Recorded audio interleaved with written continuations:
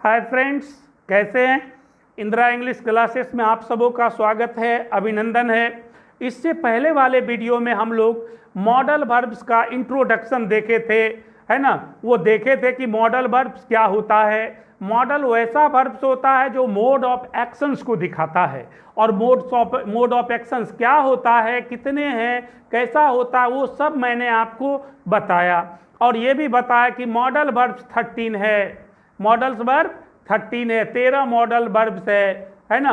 अब हम लोग इस 13 मॉडल वर्ब्स का क्या पढ़ेंगे, यूज पढ़ेंगे। तो आपने 13 मॉडल वर्ब्स में से आप देखे होंगे, पहला मॉडल वर्ब्स कौन है, कैन है। चलिए हम लोग कैन का प्रयोग करते हैं। तो सबसे पहले देखिए लिखा यूज ऑफ मॉडल वर्ब्स, तो सबसे पहला मॉडल कौन आया, कैन।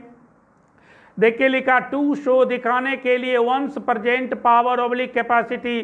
टू शो दिखाने के लिए, वंस मतलब किसी का, प्रेजेंट पावर वर्तमान की शक्ति या कैपेसिटी, वर्तमान में किसी व्यक्ति को कोई काम करने की क्षमता या ताकत या शक्ति है, उस बात को अंग्रेजी में लिखने या बोलने के लिए किसका प्रयोग करते हैं, कैन का प्रयोग करते हैं। हिंदी भी देख सकते हैं, किसी के वर्तमान की शक्ति या क्षमता को दिखाने के लिए, है ना, वर्तमान में शक्ति या क्षमता है उसको दिखाने के लिए कैन का प्रयोग किया जाता है। इसका स्ट्रक्चर देखिए, है ना, subject plus can plus V1 plus object, इसका स्ट्रक्चर आप देख रहे हैं, है ना।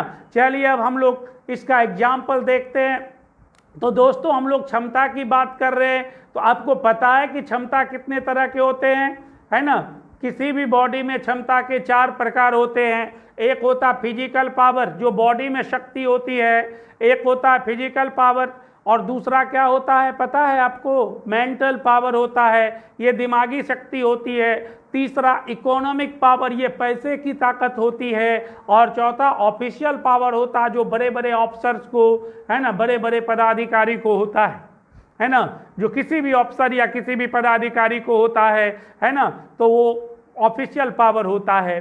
तो चलिए आपने अभी देखा कैन का प्रयोग प्रेजेंट पावर या कैपेसिटी को दिखाने के लिए किया जाता है। उसका स्ट्रक्चर भी आपको मैंने इंडिकेट किया, subject plus can plus V1 plus object. दोस्तों याद रखना है, कैन मॉडल वर्ब है, मॉडल वर्ब के बाद जो भी मेन वर्ब आएगा वो फर्स्ट फॉर्म में रहेगा, उसमें एस या ES या ED या ING कुछ नहीं लगेगा, ना उसके पहले टू लगा सकते हैं, है ना, एकदम सीधा V1 के रूप में यूज होगा, है ना। चलिए अब कुछ पावर की बात, उसके पावर से रिलेटेड एग्जाम्पल की बात करते हैं। यदि राम में बक्सा उठाने की क्षमता है, तो हिंदी में आप कहते राम बक्सा उठा सकता है, अंग्रेजी में कहते Ram can lift the box.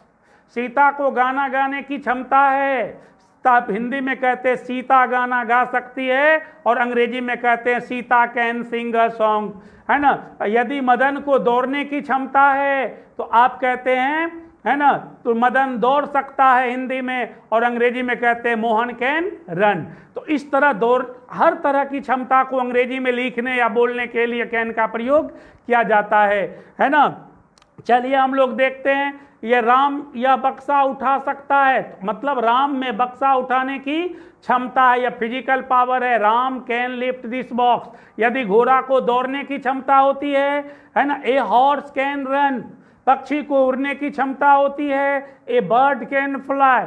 इस तरह यह क्षमता को दिखाता है। अभी यदि राधा को गाना गाने की क्षमता है, तो आप कहते हैं Radha can sing a song, ये मेंटल पावर होता है। दोस्तों आपको समस्या की समाधान करने की क्षमता है, तो आप हिंदी में कहते हैं मैं इस समस्या का समाधान कर सकता हूं, और इंग्लिश में कहते हैं I can solve this problem, है ना। यह क्षमता को दिखाता है, मेंटल पावर को दिखाता है ना। फिर जैसे देखिए, है ना, अब ये ना इकोनॉमिक पावर को भी दिखाता है ना, आर्थिक शक्ति को दिखाता है। लिखा she can by that grand building, वह उस शानदार मकान को खरीद सकती है, उसमें मकान खरीदने की क्षमता, ये इकोनॉमिक पावर है। The SP can arrest you, SP तुम्हें गिरफ्तार कर सकते हैं, ये ऑफिशियल पावर है। इस तरह किसी भी क्षमता को अंग्रेजी में लिखना या बोलना है तो कैन के मदद से हम लोग दिखा सकते हैं। तो बिना कैन के मदद किए भी लिखा सकते हैं। जैसे आप कहते हैं कि Ram can lift this box, Ram यह बक्सा उठा सकता है, आप इसको ऐसे भी लिख सकते हैं, Ram is able to lift this box, Ram is able to lift this box, Ram is able to lift this box. इसको ऐसे भी कह सकते हैं, Ram has power to lift this box. क्या कह सकते हैं? Ram has power to lift this box. ये भी कह सकते हैं, Ram has capacity to lift this box, Ram has capacity to lift this box. इसको ऐसे भी कह सकते हैं, Ram has ability to lift this box. इन सबों के बदले में कह सकते हैं, Ram can lift this box. इस तरह यह क्षमता को दिखाता है, शक्ति को दिखाता है। दोस्तों, उम्मीद है कि ये यूज आपको है ना समझ में आया होगा, है ना। थोड़ा सा यदि समझ में नहीं आए तो एक बार रिवाइज कीजिए, बार बार देखिए इसको।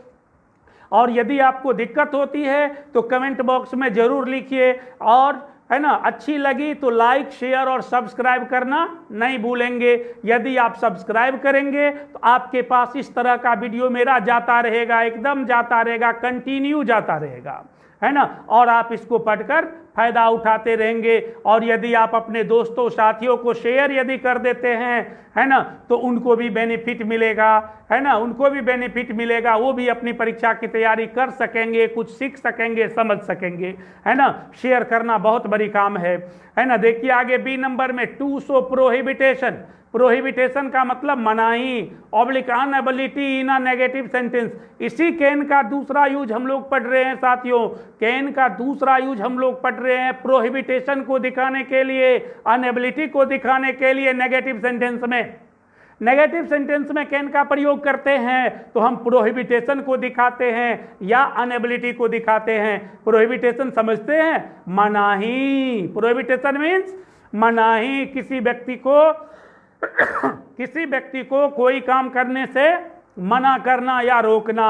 अनएबिलिटी का मतलब असमर्थता या अयोग्यता, किसी व्यक्ति में कोई कार्य करने की क्षमता नहीं है, उस बात को यह दिखाता है ना। वह वैसी स्थिति में भी कैन का प्रयोग नेगेटिव सेंटेंस में किया जाता है।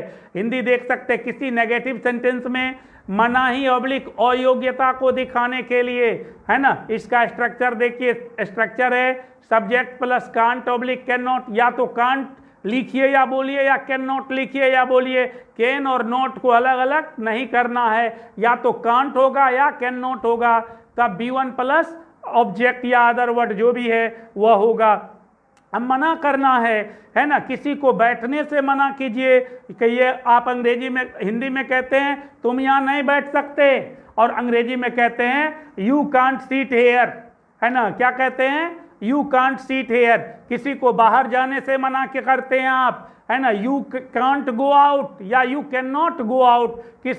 किसी को बोलने से मना करते हैं, यू कांट स्पीक या यू कैन नॉट स्पीक कहते हैं। सीता को बाजार जाने से मना करेंगे तो Sita can't go to market. Madan को पत्र लिखने से मना करेंगे, मदन कांट राइट या लेटर, या Madan can not write a letter. इस तरह, है ना, ये हम लोग जो है प्रोहिबिटेशन को दिखाते हैं नेगेटिव सेंटेंस में। अनएबिलिटी को भी दिखाया जाता है दोस्तों, है ना। कैन के मदद से अनेबल है कोई आदमी कोई काम करने के लिए। यदि आप पानी में तैरने में असमर्थ है तो आप कहते हैं I can't swim in water, या I can not swim in water. यदि आप आकाश में उड़ने से असमर्थ है, I can't fly in the sky या I can not fly in the sky.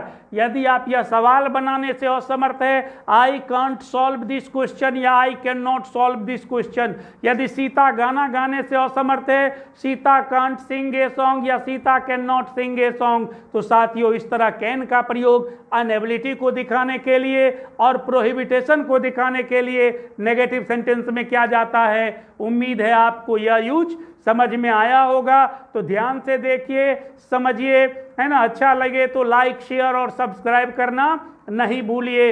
Share जरूर कीजिए ताकि आपके दोस्तों और साथियों को इसकी मदद मिल सके। चलिए हम लोग, है ना, आगे और देखते हैं, है ना। देखिए अगला यूज है समटाइम्स, कभी कभी।